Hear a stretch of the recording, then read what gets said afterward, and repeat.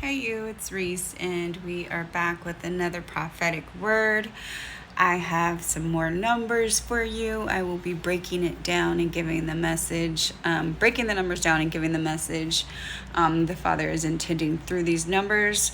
So I have number 99, I have number 22, number 55, number 44, and number 88. All right, so I'm going to give you the definition through Strong's Concordance. Some of these I will be using both Greek and Hebrew definition for the numbers. Some of the numbers I will only be using one definition. So the first one I'm going to break down is number 99, which means sad, grieved. And I'm sure you don't need any more explanation when it comes to that. But laborers will be grieved in soul, and not just laborers, but just in general will be grieved in soul. The next number I have is 22, which means unmarried. Unmarried, a person not in a state of wedlock, whether he or she has formerly been married or not. So that means if you are single, even if you are in a relationship, you're not married. Whether you have been engaged, whether you have been divorced and you're now single. If you are single, this message is for you. All my single ladies and men, this message is for you. All right, now I'm going to do Strong's Concordance Greek and Hebrew. So the Greek definition for 55 is purely, with pure motives, purely, sincerely, honestly. And then from the Hebrew definition means to turn, roll upward, mount up, but basically to turn. And then Strong's Concordance number 44 means, in Hebrew, my Father is help. My Father is help. And then Strong's 88 is incessant, unceasing, unremitting, constantly, unceasing. No unnecessary gaps in space or time, as often as required, as frequent as is necessary, regularly, without implying always or uninterruptedly, but on a regular, basically. So, all right. Man, when he gives me these, I'm like, oh, God, don't blow my head up, God, please. Okay, so what the Father is saying in this hour, some of you, whether you're recently divorced or recently coming out of an engagement or recently broken up with someone, or even if you are in a relationship and you're not married, you're single, and you're wondering, okay, when am I going to get married? When is this person going to propose? Or you are single and you're wondering, okay, God, when are you bringing me my wife or my husband? What God is saying in this hour is he sees your tears. He knows how you feel. He knows you are sad, which is the number 99. He knows you are grieved, and you know that you're lonely. He knows that. He is wanting to let you know that he knows that, he sees that, he feels that. And first of all, he loves you. Okay? For number 22, because this is a message specifically for single people, which again means unmarried. He knows that you are grieved in your singleness, and you're wanting to be married. There's nothing wrong with that. It's sincere. It's pure. You're not wrong for wanting to be married. You're not wrong for wanting God to send your spouse. You have pure motives, and that is the number 55 in Greek, which means purely, with pure motives. You have a pure heart when you seek that. So there's nothing wrong with you wanting to seek that. But the other definition for 55 in Hebrew means to turn. To turn. What the Father needs you to do is he needs you to turn to him, which Strong's Hebrew Concordance for number 44 means my Father is help. He wants to help you. He wants to help you with your grieving. He wants to help you with your loneliness. He wants to help you. And Strong's Concordance 88 is incessant, meaning regularly. He needs you to seek him. He needs you to seek his kingdom and all his righteousness, and all these things will be added to you. That is what he is needing you to do. It's not that he doesn't want to give you your marriage. It's not that he doesn't want to give you that, your spouse. That's not the case here. But he needs you to be healthy. He needs you to be whole. Some of you are still grieving the loss of that partner, that relationship. Some of you are just not ready to be in a relationship. And a lot of you may think you are ready, but you're not. And the Father is telling you, you are not ready. There are too many things that I still need to work on.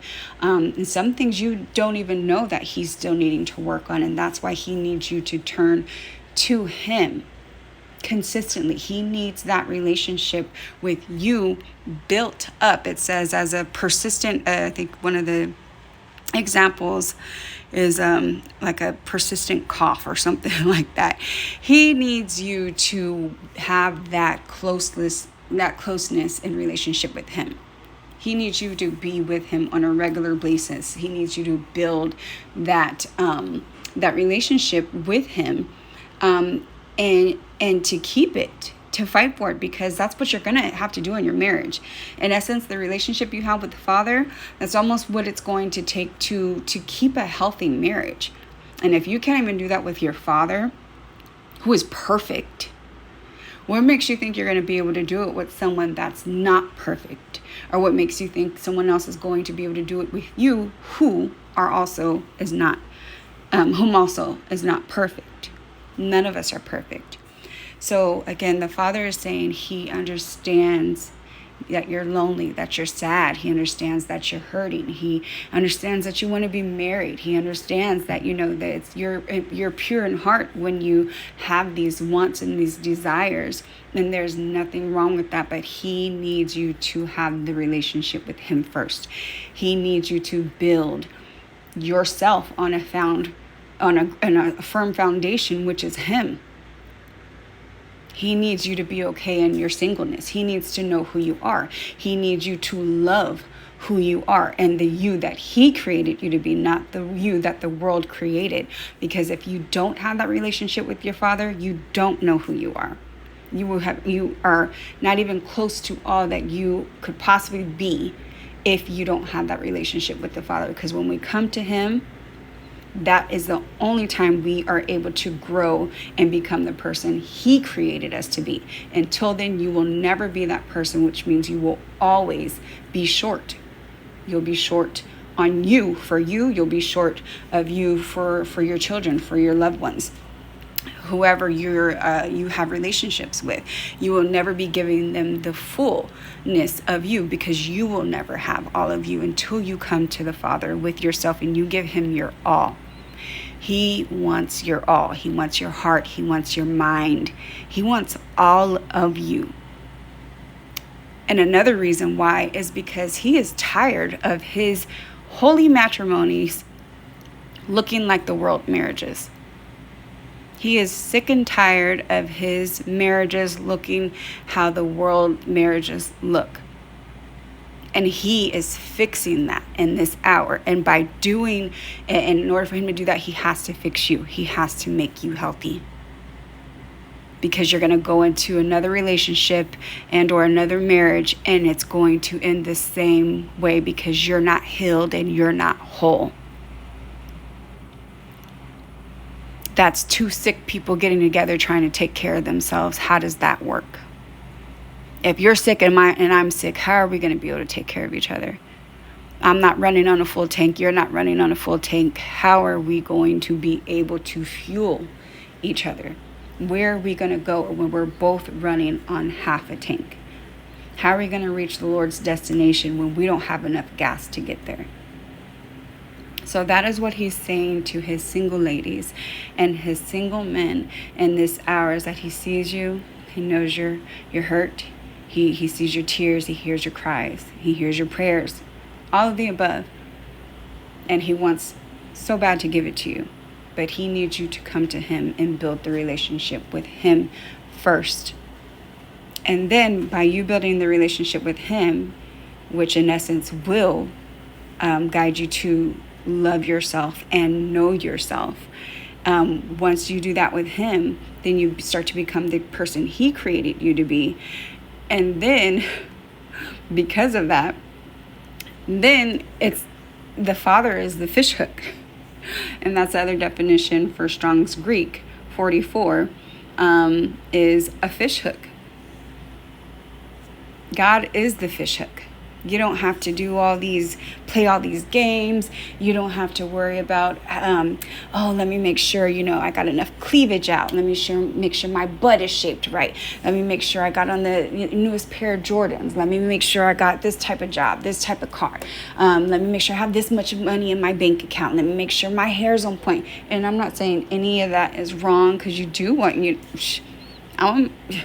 you do want to look good for your spouse, and I'm sure you want your spouse to look good for you.